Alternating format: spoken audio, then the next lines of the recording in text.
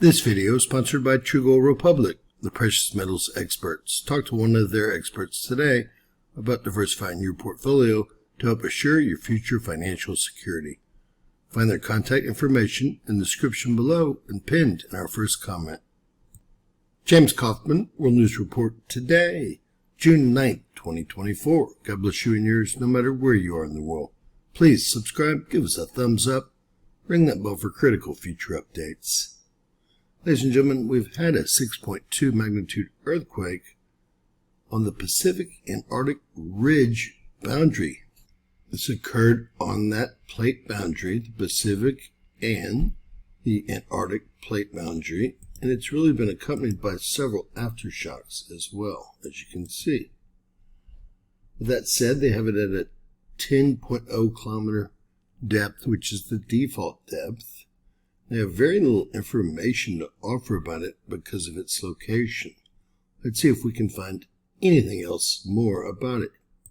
Heading over to volcanoesandearthquakes.com, you can see that we've had a lot of action here. We will zoom in so we can see what the swarm looks like.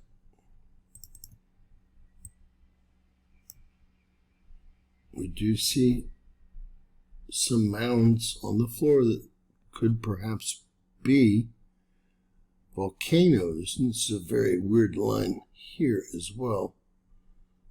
This all looks fairly strange, but it looks like we had a 5-3, a 5-0, maybe another 5-0, a 6-2.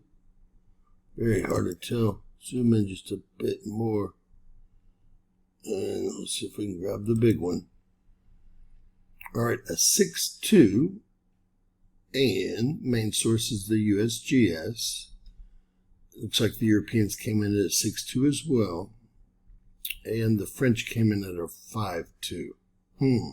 Let's get some detailed information on this. All right, so we have a 6-2 earthquake down here at the Pacific Antarctic Ridge boundary. The USGS is going to be our main primary source. Again, 6.2 default depth of 10 kilometers and 1.9 atomic bombs worth of energy were released by the one earthquake, although we had several in the area. So Volcano Discovery said a few of those quakes were prior to the 6.2 and 3 of them were after. There's a swarm going on down there, and I'm not quite sure why. Let's see what all the reporting agencies have to say. The USGS 6.2 default depth. The Germans came in at a 5.8 default depth. The French at a 5.2 all over the map. The Australians came in at a 6.2 with the default depth. Everyone has a default depth down there. The Europeans came in at a 6.2 with the default depth. The International Research Institute on Seismology, a 6.2 default depth. And finally, the Italians came in at a 6.2 with a depth of 99 kilometers. Jumping over to the National Data Buoy Center, we don't see any buoys in event mode. Doesn't look like any sort of tsunami was created. We have very little information about this area.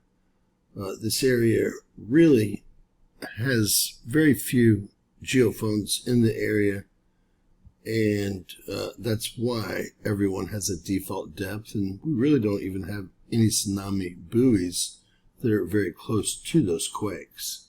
That is an area that has had quakes in the past.